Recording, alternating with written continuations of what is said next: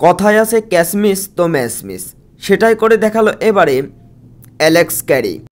৪৯ রানে থাকা Alex ক্যারির catch যখন মিস করেছিলেন জোফরা আর্চার, ঠিক তখনই মনে হয়েছিল এই ম্যাচে হয়তো আর ফিরতে পারবে না ইংল্যান্ড ক্রিকেট টিম। কেননা অপর প্রান্তে থাকা ব্যাটসম্যান জশ ইংলিশ তখন প্রায় সেঞ্চুরির দ্বারপ্রান্তেই ছিলেন। অ্যালেক্স ক্যারি শেষ পর্যন্ত খেলেছেন ৬৯ রানের বিধ্বংসী এক ইনিংস। ৬৩ বলে ৬৯ রানের এক বিধ্বংসী ইনিংস খেলে শেষ পর্যন্ত আউট হলেও দলকে জয়ের দ্বারপ্রান্তে নিয়ে গিয়েছেন অ্যালেক্স ক্যারি। কেননা ৪৯ রানে ক্যাচ মিস হওয়ার পরেই 50 হওয়ার সেলিব্রেশন করেছিল অ্যালেক্স ক্যারি।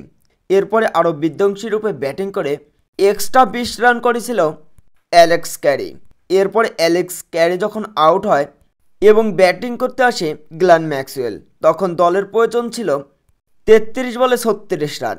বলে বলে রানের প্রয়োজন ছিল অস্ট্রেলিয়ান টিমের জন্য এবং শেষ পর্যন্ত জশ ইংলিশের দুর্দান্ত ব্যাটে ৫০ ওভারের আগেই ৪৭.৩ ওভারে ম্যাচটিকে জয় তুলে নেয় জশ ইংলিশ।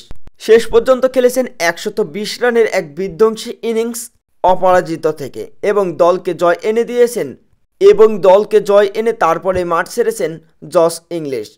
উল্লেখ্য যে আগে ব্যাটিং করতে নেমে নির্ধারিত ৫০ ওভারে ৮ উইকেট হারিয়ে ৩৫১ রান করে ইংল্যান্ড ক্রিকেট টিম।